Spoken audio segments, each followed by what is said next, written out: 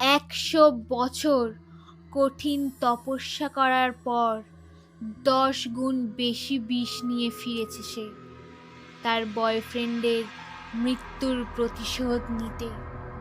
তার চোখে ভেসে উঠেছে বয়ফ্রেন্ডের খুনির ছবি। সেই চোখ দিয়েই বশ করবে সে খুনির বংশের একমাত্র প্রদীপকে।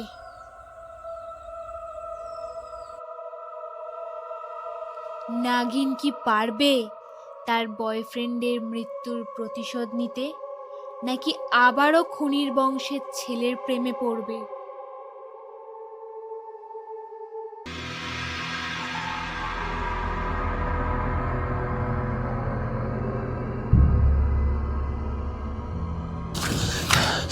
এই যে, কোথায় আপনি?